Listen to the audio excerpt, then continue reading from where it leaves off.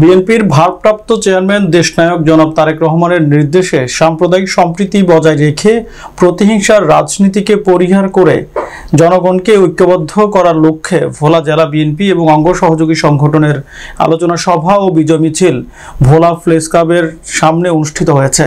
বক্তব্য রাখেন জসিমউদ্দিন ভারপ্রাপ্ত সভাপতি জেলা ছাত্রদল, আব্দুর রহমান সেন্টুর সভাপতি জেলা কৃষক দল, তানভীর হোসেন তালুকদার সাধারণ সম্পাদক জেলা শ্রমিক দল, খন্দকার আলামিন সাধারণ সম্পাদক জেলা স্বেচ্ছাসেবক দল, জামালউদ্দিন লিটন সভাপতি জেলা যুব দল, ইয়ারুল আলম লিটন জেলা আহ্বায়ক কমিটির সদস্য এবং সাবেক ভিপি, মশিউর রহমান কিরণ সিনিয়র যুগ্ম আহ্বায়ক জেলা বিএনপি, মোহাম্মদ রাইসুল আলম সদস্য সচিব জেলা বিএনপি, গোলাম নবী আলমগীর সভাপতি জেলা বিএনপি। বক্তারা বলেন, এই বিজয়ের ফল হতে হবে সঠিক গণতন্ত্রের।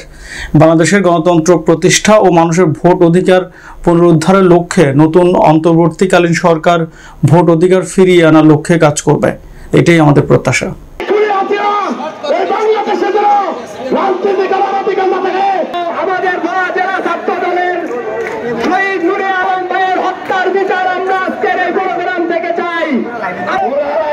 একটি হিন্দুর গায়ে আঁচল লাগেনি।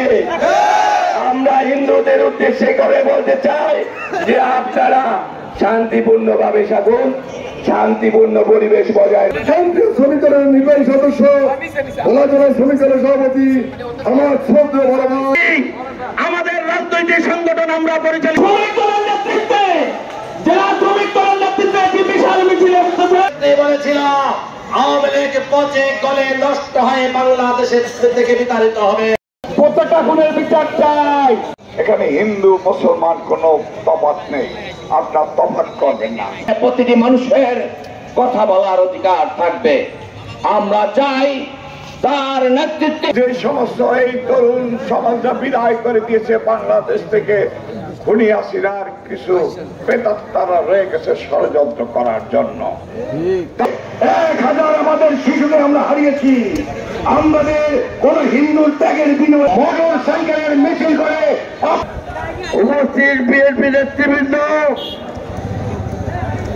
ছাত্রদল, যুবদল, কৃষক দল এই দেশে কিছু কর্মচারীকে প্রভাবিত করার চেষ্টা করতেছে, এই দেশে কিছু পুলিশ বাহিনীকে ধ্বংস করার চেষ্টা করতেছে। আমরা কিন্তু ছাড়বো না কাউকে।